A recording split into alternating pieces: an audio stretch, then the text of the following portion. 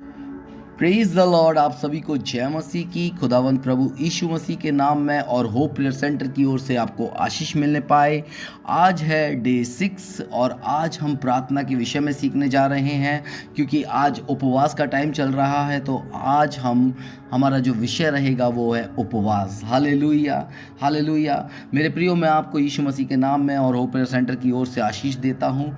और आइए हम चलते हैं वचन की ओर। और वचन में ऐसा लिखा है मेरे प्रियो, मत्ती की पुस्तक उसका 4 अध्याय उसके 1 और 2 पद में इस प्रकार से लिखा है, तब यीशु आत्मा के द्वारा जंगल में शैतान द्वारा प्रलोभित होने के लिए ले जाया गया। Hallelujah, hallelujah, hallelujah. और उसके बाद लिखा है, जब वो 40 दिन और 40 रात उपवास कर चुका तब उसे भूख लगी। हालेलुया।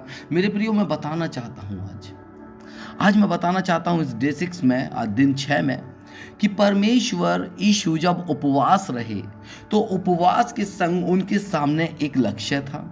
उपवास के संग उनके सामने एक बहुत बड़ा उद्देश्य था। उपवास के साथ उनके जीवन में एक बहुत बड़ा काम था। हालेलुया। जब हम उपवास करते हैं तो हम एक गंभीर विषयों के लिए उपवास करते हैं। Hallelujah, hallelujah. मेरे प्रियो, मैं आपको बताना चाहता हूं कि 40 दिन 40 रात भूखे रहने के बाद जिस चीज़ की सबसे ज़्यादा यीशु को आवश्यकता थी, और वो थी रोटी। लेकिन यीशु ने रोटी को महत्व ना दे करके, क्योंकि यीशु ने रोटी को महत्व ना दे करके यीशु ने बताया कि मैं जगत की रोटी हूं। हालेलुया। मेरी देह खाने की वस्तु है। हालेलुया। यीशु को पता था कि मुझे अपनी देह खाने के लिए देनी है, इसलिए मुझे इस अभिषेक से, जो मैंने 40 दिन और 40 रात भूखे रहकर खुदा के साथ जो बिताया है, मैं इस दिन में अब शैतान की कोई भी योजना में नहीं फंसूंगा। क्यों? क्योंकि वो अभिषेक मैं नहीं खोना चाहता। Hallelujah, hallelujah. मेरे प्रियो, मैं आपको बताना चाहता हूं, जब आदम को बनाया गया, हवा को बनाया गया, तो उनको अधिकार के साथ अदन की वाटिका में रखा गया। Hallelujah, hallelujah. वो भी उसी महिमा में थे, वो भी उसी अधिकार में थे, वो भी उस महिमा के वातावरण में थे। लेकिन जब उन्होंने पाप किया तो उस महिमा से वो दूर हो गए। हालेलुया। और यीशु मनुष्य का पुत्र बनकर आया, और ऐसा लिखा है कि आत्मा उसको परीक्षा कराने के लिए, ताकि शैतान से, इब्लीस से उसकी परीक्षा होने पाए, इसलिए आत्मा उसको जंगल में लेकर गया। मेरे प्रियो, उसने पहले आदम को भी बहकाने की कोशिश करी और दूसरे आदम के भी पीछे वो आया, लेकिन दूसरे आदम को वो बहका नहीं पाया। इसलिए मेरे प्रियो, मैं आज बताना चाहता हूं आपको, जब हम उपवास करते हैं तो उपवास एक उद्देश्य पूर्ण होना चाहिए। हालेलुया। उपवास जो है एक लक्ष्य पूर्ण होना चाहिए। उपवास जो है एक एक एक एक मोटिव के साथ होना चाहिए। हालेलुया। उपवास यूं ही नहीं है, उपवास ऐसे ही नहीं है। उपवास में हम अपने आप के शरीर को भूखा मारते हैं, भूखा रखते हैं, अपने शरीर को मारते कूटते हैं, वश में लाते हैं कि भूख ना लगे। क्यों? ताकि हम प्रार्थनाओं में समय बिताने पाए। Hallelujah, hallelujah. हम ताकि प्रार्थनाओं में समय बिताने पाए। मेरे प्रियो, आज मैं आपको कुछ बातें उपवास के विषय में बताना चाहूँगा। आज डे 6 है और डे 6 में मैं आपको उपवास के विषय में बताना चाहूँगा। यीशु उपवास रहा, 40 दिन 40 रात भूखा रहकर उसने एक बड़े काम को अंजाम दिया, क्योंकि उसके सामने एक लक्ष्य था। 3.5 साल की सेवकाई, उसकी मृत्यु का बलिदान, उसको जीवन की रोटी के रूप में अपने आप को प्रदर्शित करना था, उसको जीवन की ज्योति के रूप में अपने आप को प्रदर्शित करना था, उसको जीवन के जल के रूप में अपने आप को प्रदर्शित करना था, उसको 12 चेले बनाने थे, उनको अधिकार देना था, दुनिया को उद्धार के विषय में समझाना था, दुनिया को हर एक बातों के विषय में उसे बताना था, उसको लोगों को क्षमा करना था, उसको लोगों के पापों को अपने ऊपर उठाना था। और ये यीशु के उपवास का लक्ष्य था। Hallelujah, hallelujah, hallelujah. मेरे प्रियो, मैं बताना चाहता हूँ, मूसा भी जब 10 आज्ञा पाने के लिए, दोबारा जब 10 आज्ञा पाने के लिए परमेश्वर के पास रहा, तो ऐसा लिखा है कि वो 40 दिन और 40 रात भूखा रहा। हालेलुया। 40 दिन 40 रात भूखा रहकर उसने परमेश्वर के पास बैठकर उन आज्ञाओं को दोबारा से लिखा, जिसको उनने तोड़ दिया था, गुस्से में आकर, क्रोध में आकर तोड़ दिया था। लेकिन दोबारा खुदा ने उसको अपने पास बुलाया और वहाँ मूसा ने उन 10 आज्ञाओं को दोबारा से पटियाओं पर लिखा। Hallelujah, hallelujah. लेकिन वो 40 दिन 40 रात भूखा रहा। हालेलुया। मेरे प्रियो, मैं आपको बताना चाहता हूँ, उपवास हमेशा प्रार्थना के साथ होता है। हालेलुया। प्रार्थना के बिना उपवास अधूरा है। लोग उपवास तो रख लेते हैं, सुबह से लेकर शाम तक भूखे भी रह लेते हैं, लेकिन कुछ भी नहीं करते। कोई फ़ोन चलाता है, कोई कोई किसी चीज़ की बातों में उलझा रहता है, कोई अपने कामों में उलझा रहता है, और लेकिन कोई भी प्रार्थना में समय नहीं बिताता है। हालेलुया। मेरे प्रियो, मैं बताना चाहता हूँ सबसे पहली बात, उपवास अगर है तो उसमें सबसे महत्वपूर्ण चीज़ है प्रार्थना। हालेलुया। अगर प्रार्थना नहीं है तो वो उपवास उपवास नहीं है। हालेलुया। यीशु उपवास रहे, लेकिन यीशु बैठे नहीं, उपवास में रोज प्रार्थना किए। हालेलुया। मूसा प्रार्थना किया, प्रार्थना करके परमेश्वर ने उसको वचन दिया, और वो वचन 10 आज्ञा ठहरी। हालेलुया। हालेलुया। पहली बात है कि उपवास हमेशा प्रार्थना के साथ होता है। हालेलुया। मैं दूसरी बात बता रहा हूँ आपको, मेरा अनुभव है। हालेलुया। ये मेरा अनुभव है कि प्रार्थना उपवास से कुछ सबसे महत्वपूर्ण परिणाम प्राप्त हुए हैं। हालेलुया। हालेलुया।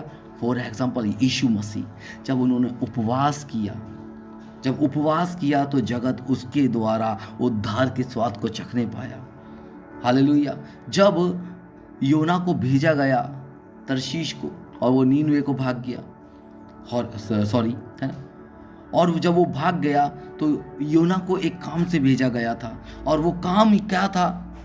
वो काम था कि जाकर तू उन लोगों को बोलना, वो रिपेंट करें, वो पश्चाताप करें, वो अपने आप के पापों को कबूल करें, ताकि मैं उनको नाश ना करने पाऊँ। और योना वहाँ से भाग गया, लेकिन योना को फिर से परमेश्वर वहाँ ले गया। और ऐसा लिखा है कि जब उन्होंने उपवास किया, वो सिर्फ उन लोगों ने उपवास नहीं किया मेरे प्रियो, उन लोगों के गधे बैलों सब ने उपवास किया, टाट ओढ़ कर राख लपेट कर उपवास किया। तो उपवास के कारण से उनका शहर बच गया। हालेलुया। हालेलुया। ये मेरा अनुभव है। हालेलुया। कि प्रार्थना उपवास से कुछ सबसे महत्वपूर्ण परिणाम प्राप्त हुए हैं, और सबसे महत्वपूर्ण परिणाम प्राप्त हमारे यीशु के द्वारा हुआ है कि उसने हमें उद्धार दिया है। हालेलुया। दूसरी बात मैं बता चुका हूँ, मैं तीसरी बात बताने जा रहा हूँ। हम अपने जीवन में और परिवार में आध्यात्मिक सफलताएं प्राप्त करते हैं। हालेलुया। हम अपने जीवनों में जब उपवास करते हैं तो हम इसके द्वारा आध्यात्मिक यानी कि आत्मिक सफलताएं प्राप्त करते हैं। हमें आत्मा की बढ़ोतरी मिलती है, हमें आत्मा में उन्नति मिलती है, हमारी आत्मा में ग्रोथ होने लगती है, और हम आत्मिक रूप में बहुत सारी चीज़ों को जानने और पहचानने लगते हैं मेरे प्रियो। हालेलुया। हालेलुया। मैं चौथी बात बताने जा रहा हूँ आपको, उपवास हमें ईश्वर के शक्तिशाली हाथ के नीचे खुद को विनम्र करने और उसे काम करने की अनुमति देने के लिए बनाया गया है। हालेलुया। हालेलुया। ये मेरे प्रिय चौथी बात है कि जब हम उपवास करें तो हमारा उपवास का एक उद्देश्य क्या है कि हम अपने ईश्वर के शक्तिशाली हाथ के नीचे खुद को रोजाना विनम्र करें, खुद को रोजाना उसको काम करने की अनुमति दें हमारे जीवन में, ताकि वो हमको रोजाना नए प्रकार से बनाता जाए। वो कुम्हार है, मैं मटकी हूँ, मैं मट्टी हूँ मेरे प्रियो, और मैं मट्टी होने के नाते मेरे को मटका तब जब मटकी बनाया जाएगा जब मैं अपने आप को उपवास के दौरान अपने परमेश्वर के हाथों में विनम्रता के साथ दूंगा। हालेलुया। हालेलुया।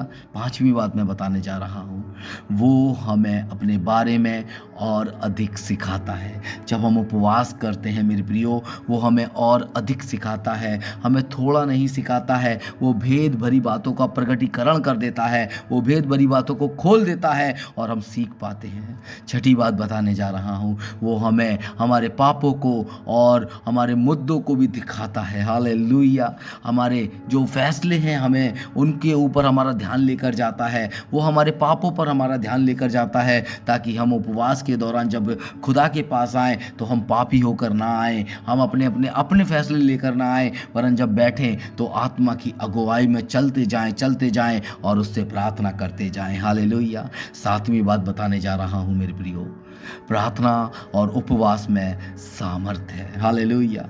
प्रार्थना और उपवास में सामर्थ है जिससे जिसको परमेश्वर हमारे लिए प्रदान करते हैं। हालेलुया। ये दोनों चीज़ें खुदा ने हम लोगों के लिए प्रोवाइड की है कि हमें प्रार्थना भी करनी है, हमें उपवास भी करने हैं। लेकिन अगर हम उपवास कर रहे हैं तो हमें उसमें प्रार्थना करनी है, हमें अपने बाप के साथ समय बिताना है, जिससे कि हम सामर्थ्य होने पाए, क्योंकि उपवास और प्रार्थना सामर्थ्य को प्रदान करते हैं। Hallelujah, hallelujah. मैं आपके लिए एक छोटी प्रार्थना करना चाहता हूँ, छोटी प्रार्थना। हालेलुया।